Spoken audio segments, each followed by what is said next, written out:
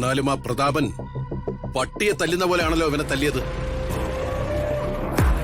ഈ അടി രാജു അടിച്ചാണെന്ന് ഇവരോട് പറയണ്ട, അത് നാണക്കേടാ.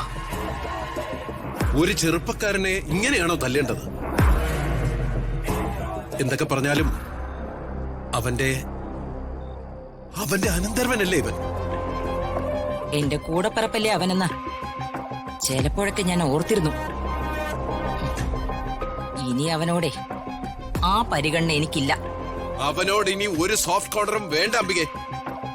കൂടപ്പറപ്പ്, സ്നേഹമില്ലാത്ത ക്രൂരനവൻ.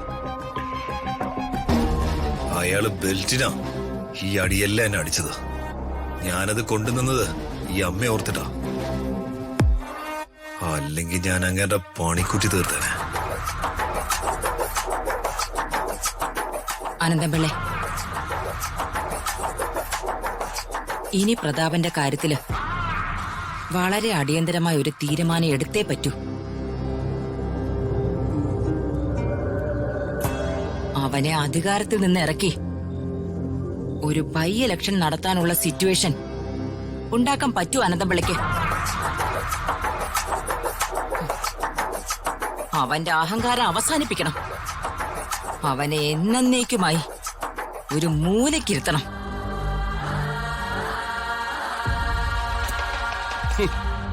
അംബിക എന്റെ കൂടെ ഉള്ളപ്പോ പ്രതാപവർമ്മയെ ഒതുക്കാൻ എനിക്കെന്ത് പേടി? പ്രതാപവർമ്മയ്ക്കെതിരെ ഒരു അഴിമതിക്കഥ ഉണ്ടാക്കാനും നാറ്റിക്കാനും താഴെ ഇറക്കാനും എനിക്ക് ഭംഗിയായിട്ടറിയാം. അതിനുള്ള ആളുകളൊക്കെ എന്റെ കൂടെ ഉണ്ടും താൻ. ഇന്നു മുതൽ അംബികയെ നമുക്കതിനുള്ള പണി തുടങ്ങാം.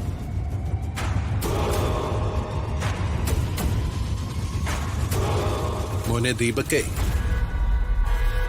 അവൻ നിന്നെ തല്ലി ഒരു പരുവമാക്കി കളഞ്ഞല്ലോടാ.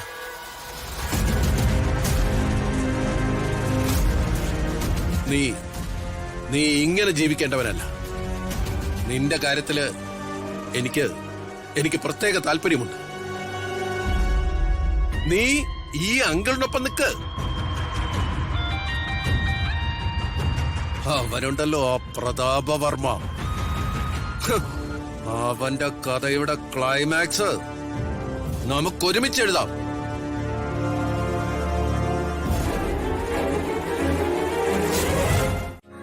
ഞാൻ വാദിക്ക വന്നപ്പോ ഗൂഢാലോചന എന്നൊക്കെ പറയുന്ന കേട്ടു. എന്തായിരുന്നു രണ്ടുപേരും കൂടെ ഗൂഢാലോചന? അംബികാവർമ്മയുടെ ഉടായ്പകൾ എന്നൊരു പുസ്തകം എഴുതാൻ ആലോചിക്കുകയായിരുന്നു നമ്മള്. പുസ്തകം എഴുതിയാലൊന്നും ആരും വായിക്കില്ല. ഒരു സിനിമ എടുക്ക്, കുറച്ചുപേര് കാണട്ടെ. അപ്പൊ അംബികാവർമ്മയും മകനും കുറച്ച് പ്രശസ്തരാവും. അതൊന്നും വേണ്ട. കുഴിച്ചു കുഴിച്ച് ആ അമ്മയും മോനും അവര് കുഴിച്ച കുഴിയിൽ തന്നെ ചെന്ന് ചാടും. അതും നമുക്ക് കാണാം. പിന്നെ നിങ്ങൾ രണ്ടുപേരോടും ഒരു സീരിയസ് ആയ ഒരു കാര്യം പറയാനാ ഞാനിപ്പോ വന്നത്. എന്താ ചെറിയമ്മേ? എന്തെങ്കിലും പ്രശ്നമുണ്ടോ മാഡം? അതെ, ഇത്തിരി പ്രശ്നമുള്ള കാര്യമാ പറയാൻ പോകുന്നേ. നിങ്ങള് രണ്ടുപേരാ അതിന് ഉത്തരവാദികൾ. അപ്പോ നിങ്ങൾ സമാധാനം പറഞ്ഞേ പറ്റൂ. എന്താണെങ്കിലും പറയ് ചെറിയമ്മേ. പ്രതാപേട്ടന്റെയും ശേഖരേട്ടന്റെയും സൂര്യമംഗലത്തെ അമ്മയുടെയും എന്റെയും ഒരു നിവേദന. ഈ മുറ്റത്ത് രണ്ട് കുഞ്ഞിക്കാലുകൾ ഓടി നടക്കണം. കുഞ്ഞിക്കാലുകളോ? അതെ, സ്വർണ്ണ കൊലുസക്കെട്ട് രണ്ട് കുഞ്ഞിക്കാലുകൾ. ഈ ചെറിയമ്മ പേടിപ്പിച്ചു കളഞ്ഞല്ലോ. കുഞ്ഞിക്കാലുകളെ വലിയ കുറെ കാലുകള് മുറ്റത്തൂടെ നടക്കുന്നുണ്ടല്ലോ, അതുപോരെ? അതൊന്നും പോരാ, കുഞ്ഞിക്കാല് തന്നെ വേണം. അപ്പുറത്തെ മുറിയിലുള്ള ചിത്രപ്പണി ചെയ്ത തൊട്ടിലില്ലേ, കഴിഞ്ഞ ദിവസം ശേഖരേട്ടൻ തുടച്ചു വെക്കുന്ന കണ്ടു. അത് ശരി. പ്രശ്നങ്ങളൊക്കെ ഇങ്ങനെ നടക്കും. അതിനിടയ്ക്ക് നിങ്ങൾ ജീവിക്കാൻ മറക്കരുത് മക്കളെ.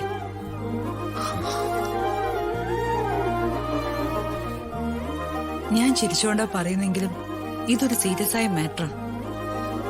ഞങ്ങൾക്ക് 4 കുഞ്ഞിക്കാലുകൾ വേണം. 4? 4 കുഞ്ഞിക്കാലുകളോ?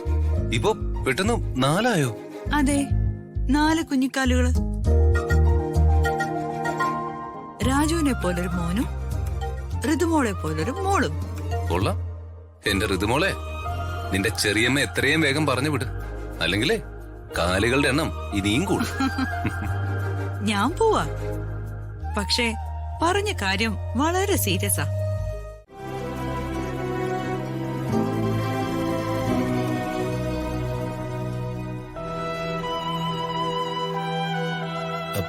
ഏട്ടനെന്താ എന്തൊക്കെ ടെൻഷനോടെ ഇരിക്കുന്നത്? ടെൻഷനാണല്ലോ ശേര. എനിക്ക് ടെൻഷൻ ഇല്ലാത്ത ഏതെങ്കിലും ഒരു സമയം ഉണ്ടായിട്ടുണ്ടോ? സത്യം പറഞ്ഞ ഞാനിപ്പോ രാജുവിനെ കുറിച്ച് ഓർത്താ വിഷമിക്കുന്നത്. ശരിയേട്ടാ, അവനോട് ഏട്ടൻ ഇങ്ങനെ അകന്നു മാറുന്നതിൽ എനിക്കും ദുഃഖമുണ്ട്. അവനോട് സ്നേഹമില്ലാഞ്ഞിട്ട് ഞാൻ അകന്നു മാറുന്നൊന്നല്ലല്ലോ. അത് എനിക്ക് ഏട്ടന് മാത്രമല്ലേ അറിയൂ. അവൻ കരുതുന്നത് അവനെ ഇഗ്നോർ ചെയ്യുന്നതായിട്ടായിരിക്കും. തൽക്കാലം ഇങ്ങനെ തന്നെ എന്നാ പോട്ടെ. ആ, ഞാനിപ്പോ വന്നത് മറ്റൊരു കാര്യം പറയാനാ. ഡോക്ടറെ വിളിച്ചിരുന്നു. ഏട്ടൻ നാളെ ഹോസ്പിറ്റലിലേക്ക് ചെല്ലണോന്ന് പറഞ്ഞു. ഏട്ടാ,